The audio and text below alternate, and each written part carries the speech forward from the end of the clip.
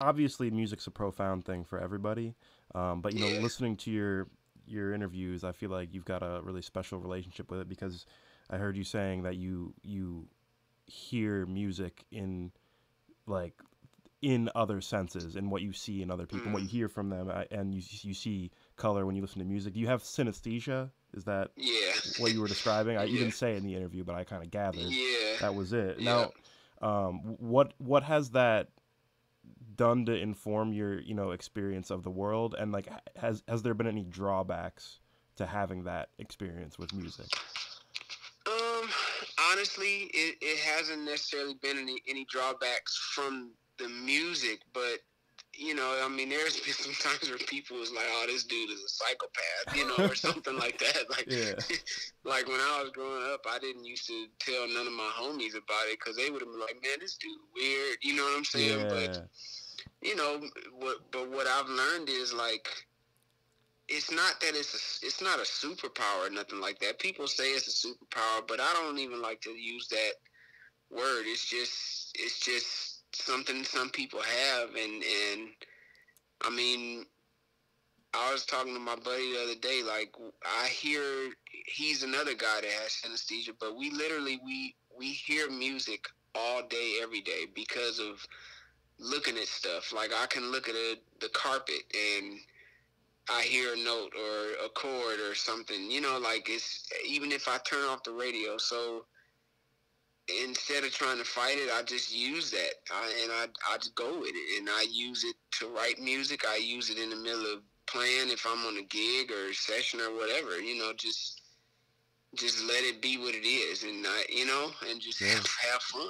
yeah. um Now, did that like make certain things when you were young musical for you? Like, were you almost musically influenced by non-musical things? Like, was there like, oh, a particular room that you would look at and it would almost give you like a Yeah. musical like inspiration even before you were a musician? All the time. Literally, like one of my favorite things is hilarious, but it's eating because the flavors of food does something. It's I can't even really explain it, man. Like certain drinks and stuff like that. Like I mean, I don't drink pop anymore, but when I was a kid, like all the different flavored pops, Mountain Dew and root beer and stuff like that. Like they all made me hear different things, and then fried chicken and macaroni and cheese, pizza, all this stuff would make me hear things different. And obviously, yeah, like different rooms and different colors and stuff like that. Taste, different smells. Listening to people talk. I always, even before I was a musician, I was listening to like obviously it was color that I could hear and see or however you want to say it, but it was also like hearing the notes when people talk and when cars are driving by. Like it's like real music nerd stuff. But yeah, I definitely didn't say that kind of stuff to the homies growing up because they would have for sure called like the police. Well, I'm sure it's even But tough like, for dude like was nuts. people who are hearing this now. I'm sure it'll even be tough for them to quite picture what that would be like. I mean, is Oh it yeah. is it kind of outside of conventional musical genres? Like, if you drink Mountain Dew, is that like electronic dance music, or is it just a music all its own? No, it's like its own thing. Like I mean, I don't drink pop anymore, but okay, for example, I'll drink. It's this one of my favorite teas, probably my favorite from Japan. It's called Mugi Cha, and it's a barley tea, but it kind of tastes like just think like coffee, sort of coffee Okay, tea, but cold. Every time I drink it, it's like certain chords, or it may remind me of a song or something like that, or it may just be a note. It just depends, but um I will say this is definitely an all day thing for me, but there's people that are dealing with synesthesia on a completely different level, and it's way more traumatizing. Like I know guys that can't even leave their house and they have to sit in dark rooms and stuff because it's just too much. oh my You gosh, know, yeah, I it haven't was heard a about guy I that. did. Oh, dude, it's this guy that did a lesson with me like maybe 2 years ago, and when he called me well, I got on the Skype with him, and he was like, I could barely see him, and he was like, man, he had his bass in his hand or whatever. He was like, man, I don't mind, learning some bass stuff from you. He said, but honestly, I just want to talk to you about synesthesia. And I was like, okay. And he just like laid it all out. He was like, man, I can't leave my house.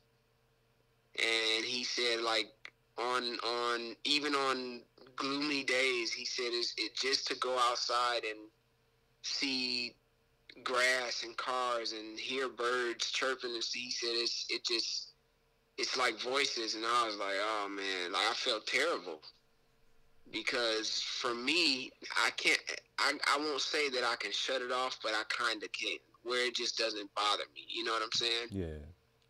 But for him, it's like constantly, and his blanket and everything, like he had to choose a blanket that relaxes him so he can sleep.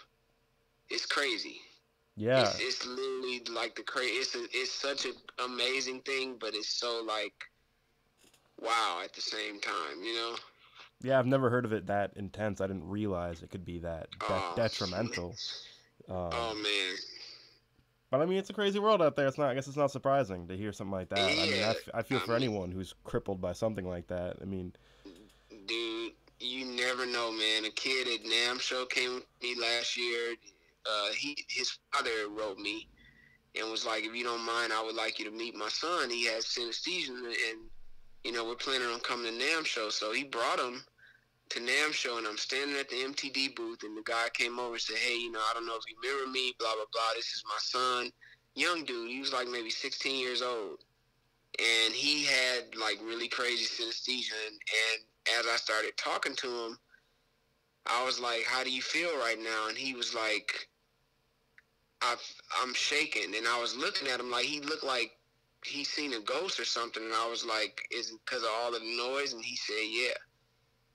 And I was like, well, what do you see right now? And he was like, everything.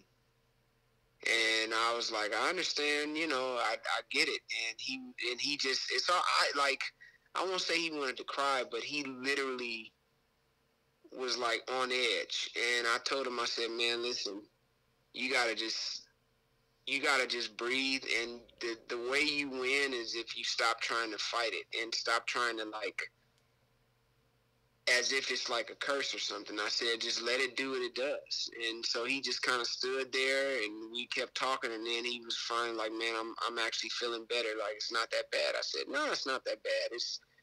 It's like imagination, but your mind is just going, but you just live life.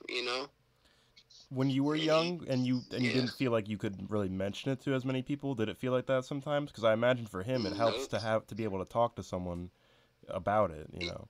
I mean, it didn't bother me, and I literally didn't say anything to my parents, nothing to nobody, and I didn't even know what it was called when I was a kid. Like I didn't even learn what it was called until I was, I don't know, grown. I probably was like 18 or 19 years old when I figured out what it was even called. But my buddy Eddie that I grew up with, we just so happened to be at our church had a studio upstairs, a recording studio, and we were listening to this Frank and Bali record.